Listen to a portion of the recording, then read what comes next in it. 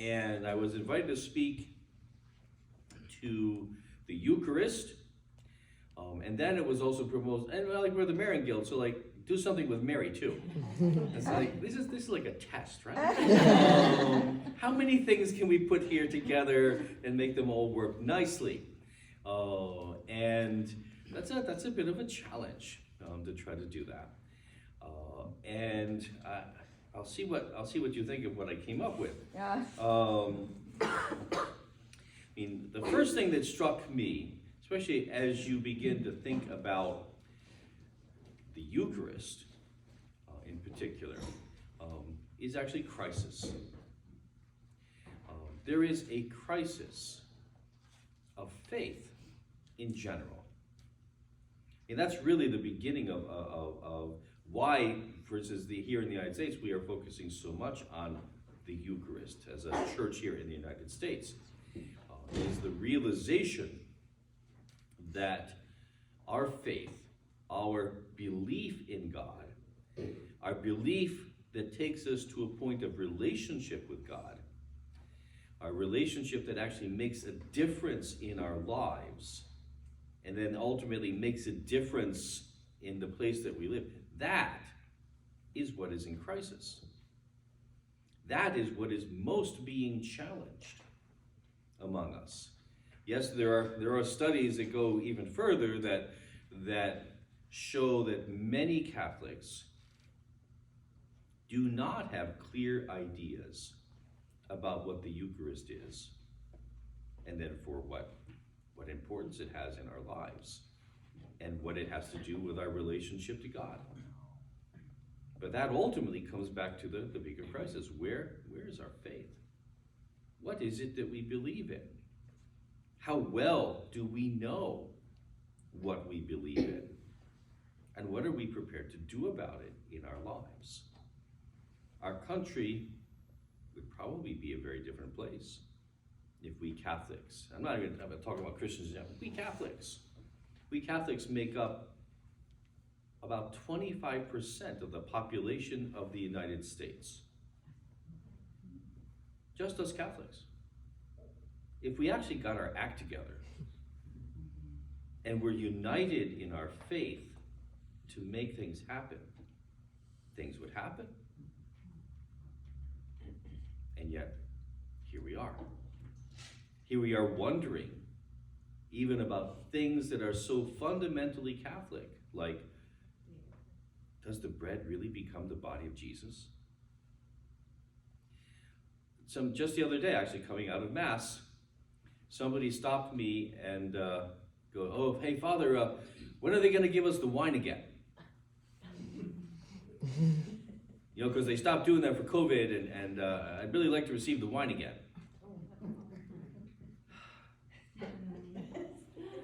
Well, when you finally realize it isn't wine, that is the blood of Christ, maybe we'll start doing it again. I mean, that's really what it comes down to. I mean, it's great that people feel that there's something special to drink from the chalice, because there is. But if it's just wine, even like blessed wine, when it truly becomes, and you understand that it has become the blood of Christ, then we're getting somewhere. But this is our big challenge. I mean, to actually ourselves understand that this is where we need to go in our lives. When I was a pastor, I've been pastor in different churches. We always have staffed over the years. I may not be in the geezer category, but I'm actually not as far behind as you might think. I have been around. And when I was pastor, one of the things I would love to do is in preparing children for First Holy Communion, which to me was one of the greatest joys. Those children knew what they believed in. I mean, I knew that they knew, and I would work with them, and I would even test them. They knew with absolute conviction that only a 9-year-old can have, that this was the body of Christ, that the bread had been changed by the power that Jesus entrusts to his priests, and it really was Jesus that they were receiving. No doubt, absolutely no doubt. I mean, you saw the faith in their eyes, you saw the emotion, they understood what this was all about. Now the parents,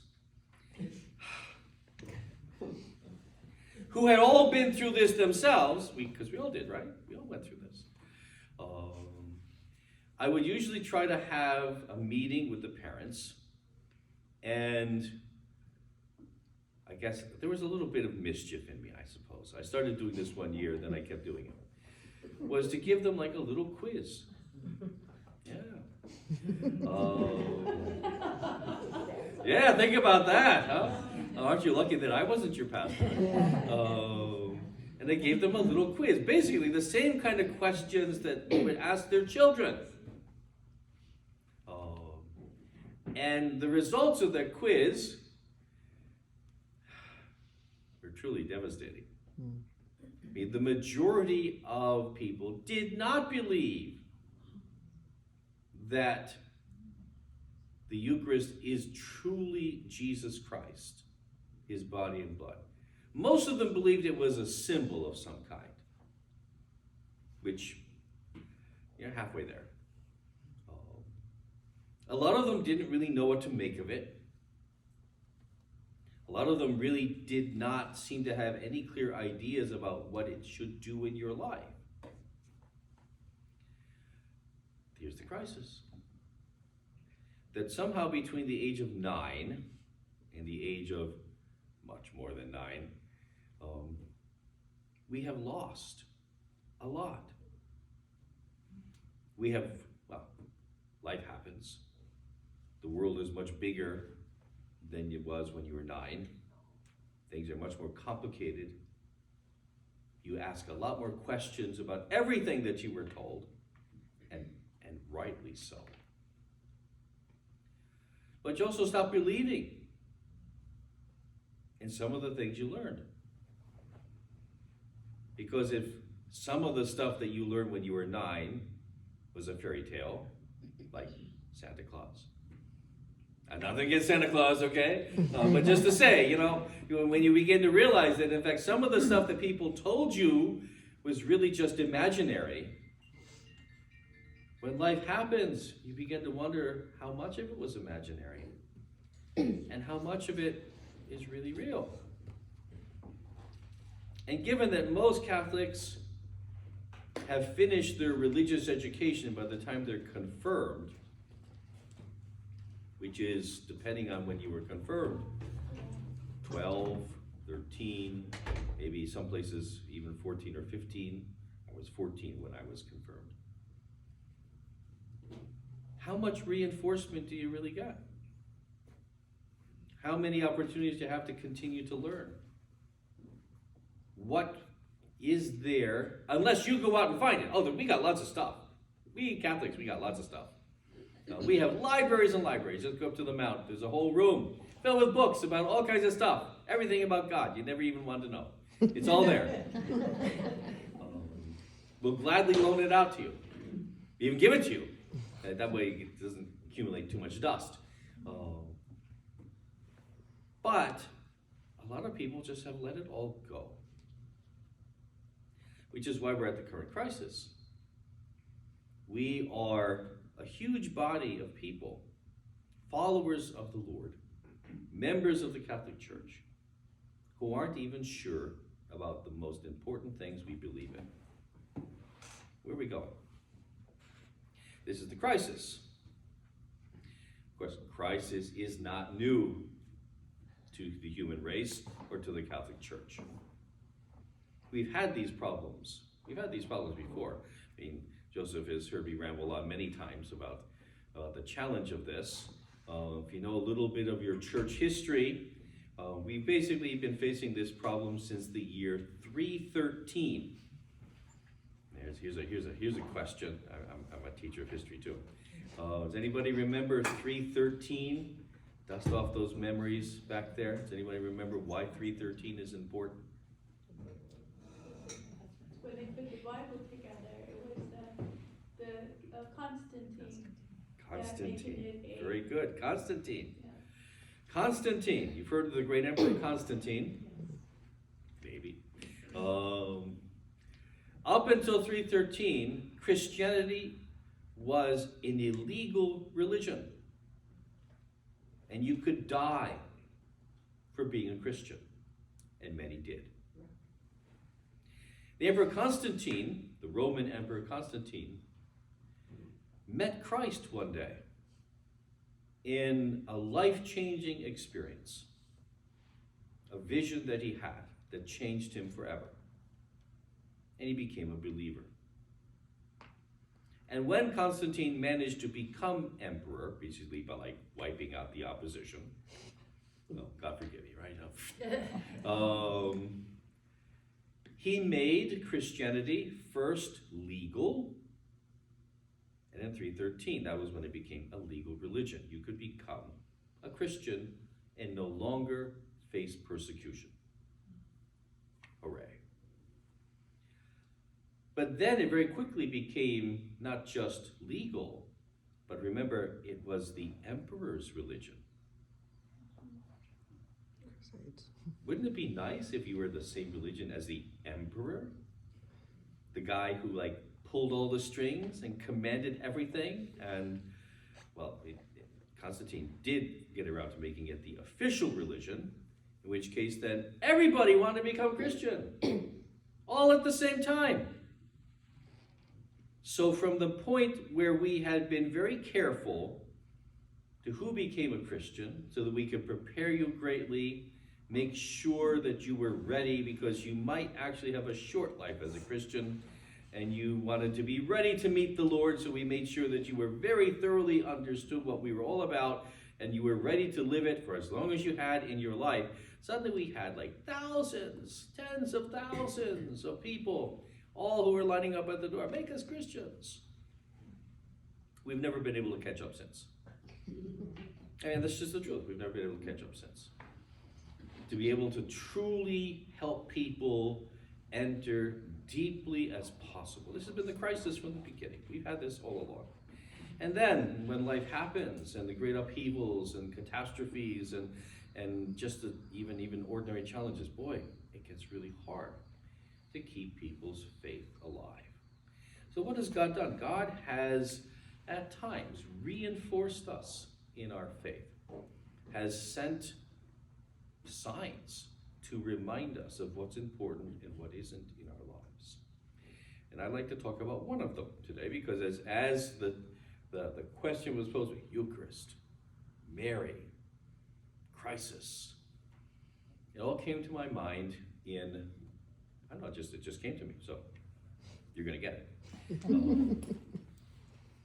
As anybody who's Irish? Okay, very good. Here's a question particularly for you then. Has anyone heard of knock? Yeah. Have you heard of knock? A few of you. Good, all right. Some of you have not. Alas for you. Knock is a little place. It is a speck of a place in Ireland, which is a speck of a place. An island way out in the North Atlantic, from which many people seem to have come over the years. Ireland has never really been a terribly happy place for a long, long time. Now things are getting a little different, but many, many centuries, to even be Catholic in Ireland was a problem. There's a long history behind all of that, how the majority of people in Ireland being Catholic could be persecuted in their own country is a big problem, but that's a whole other thing. Just leave it to me that was the case. And in the 1800s, especially in the middle 1800s, a catastrophe hit Ireland that is the reason why we of Irish descent are actually here. The Great Potato Famine. Most people, most people in Ireland lived off of potatoes. Because potatoes, if you've ever grown potatoes, are generally pretty easy to grow. They produce abundantly, and you can actually live on them. They're starchy, but they're filled with calories. You have a certain vitamin content, and they actually sustain you. So you have a whole population of people largely subsisting on potatoes. But what if a disease hits the potato crop and wipes it out? And it does it for several years in a row. You have the most horrible famine. There are parts of the world today that are suffering from this, but the Irish people endured years of starvation, unaided by the people who ran things in Ireland, because the Irish were considered to be less than human. And therefore, the only solution that was proposed to them was starve or leave. That's why the government actually shipped Irish people to the United States to get rid of them, because the alternative was to starve. This was the cause of a crisis of all kinds, humanitarian, but also of faith. Where's God? People are starving and dying, falling to pieces. There's nothing to eat, no one to help. Where is God? What can he do? People prayed, like you probably never imagined, prayed. What could he do? Among the things that he did, God worked in various ways, but one of the things that he did was to literally send a message. And the message was visual and vivid. August 21st, 1879. This is the date. In County Mayo, in this little town of Knock, on the side, actually, of the parish church, in front of a group of people. There was probably about a dozen people, just regular people, children, older people, just people who happened to be standing there. A vision appeared. A vision of an altar with a cross, and upon it, a lamb. And facing that altar was a woman in white. And at her side were two men. What's really interesting is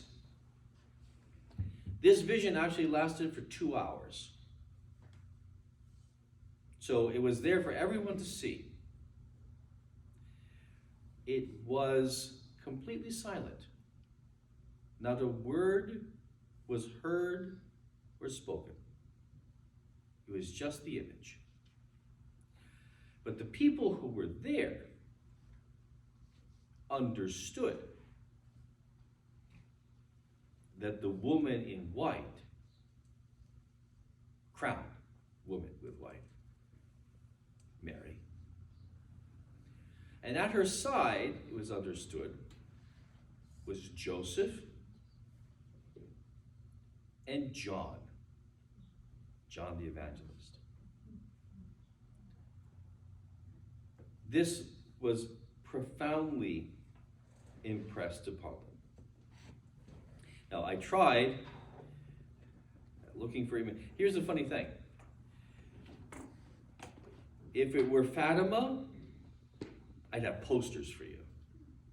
If it were Lourdes, Medjugorje. The Irish don't really seem to be big into posters or images beyond prayer card size. But if anyone wants, I can show you a little bit. This is really hard to see, I know. This is a rendition of it. I mean, the colors, the images are based upon the descriptions that the eyewitnesses gave to the investigators, because it was investigated to death. Because, when a couple Irish peasants come to the priest and say, "Oh, Father, the Blessed Virgin Mary," "Oh, yeah, right, okay, yeah. "Oh, no, but it was really beautiful." As all these people saw it. All these people saw it. And that was one of the things that actually was made it clear. Not just one person saw it, but a whole bunch of people saw it. A whole bunch of people, it left burned in their mind what the image was, to be able to describe it all the same way. I can show you this afterwards. But this is the image. What does it mean? Well, it was immediately understood as an act of solidarity and reassurance by God for the suffering people of Ireland. God is still there. God cares about his people.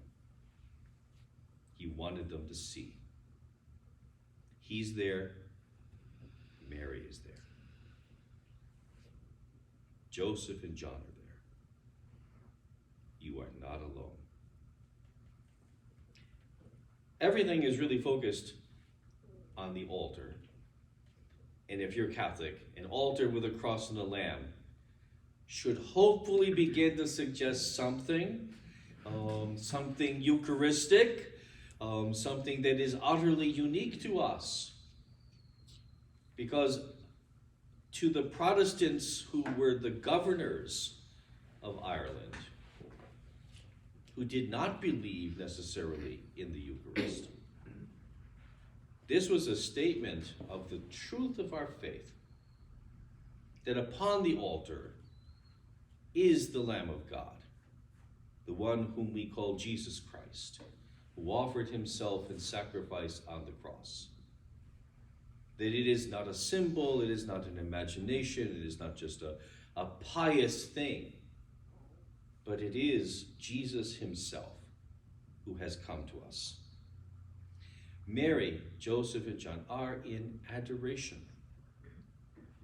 Mary's hands, in fact, are upraised in prayer before the wonder of the Lamb upon the altar. Mary leads, Joseph and John follow. It's very interesting because Joseph and John, why of all the saints in heaven? Why of all the places, the people, did Joseph and John show up? Something to think about. I think, it's up to us to think, no explanation was ever given. I mean, it's not like St. Patrick showed up, whom you might think, is Ireland, and the Irish have all their own saints. Ireland is in its infancy, is an island of saints. So why didn't Patrick show up? Why didn't St. Columban show up? Why didn't St. Bridget show up? Why didn't St. Kevin show up? I mean, you can go on and on. The Irish have saints to fill the whole calendar. Joseph and John. Because they're family. They're family. Mary is never apart from her spouse. We often like to picture Mary. With all due respect, because she is the greatest. But who is Mary without Joseph? Mary would be the first one to say, "There's Joseph." And we obviously of St. Joseph, we kind of know that. Because it is our perspective of Joseph. Because Joseph is never without Mary. Who is Joseph without Mary? They are inseparable. To come together is the most natural thing in the world. And who is John? Do you remember that at the foot of the cross, Jesus says to Mary, "Behold your son." John. John, behold your mother. He is family. From that point on, he is family. They are together, united in ways that go beyond this earth. We also like to think that Joseph, maybe kind of getting more spiritual, Joseph, for many in the church, has always represented the humble, steadfast, enduring, quiet, but absolutely reliable presence. It is what grace does in your life. The people of Ireland needed Mary to lead them, Joseph's strength and endurance, and John's vision. And John is the great teacher. John, the writer of the great gospel, who focuses most upon the reality of Jesus and the reality of Jesus as the Eucharist. What we understand that Jesus did at the Eucharist comes largely from what John is able to describe to us, that he is the bread of life. Unless you eat of me, you do not have life in you. He who eats this bread will live forever. That's the vision of St. John that he's able to communicate to us. This family came to sustain the people in Ireland, to give them hope, to keep them focused on what was important, because what was important is still Jesus and his cross, which does not disappear. And this is a tough one. Faith cannot be lived without the cross. And the cross always has meaning. Even if that cross turns out to be persecution or starvation or exile, it always has meaning if it's lived with Jesus. The people of Ireland needed to be able to put all of this together. And so it was given to them. Mary, Joseph, John focused upon Jesus, the Eucharist, the nourishment of our lives. It became their sustenance. It was what continued to hold the Irish people together up until roughly the present time, and things are seeming to fall apart. So maybe we need Our Lady to return again. But this is also something that is presented to all of us. Because where Mary has appeared, especially in this way, it is a message, not just to the people of Ireland in those difficult times, but it's remembered and passed on to us today. Because the truth of it is still the same. Christ is still the center. Christ in the Eucharist with his cross, and all of us looking towards him for the answers of our lives, which do not change the circumstances of our lives. This is something that is really one of the toughest lessons that God conveys to us. Because most of the time when we pray, we ask God to fix things. We ask God to change things. We ask God to make things nicer, better. And there's nothing wrong with that, okay? There's nothing wrong with that. But what is God's ultimate purpose? What is the whole reason that we're here? God didn't put us here to fix all of this up so we could stay here. God's purpose is to fix you and your lives and your souls.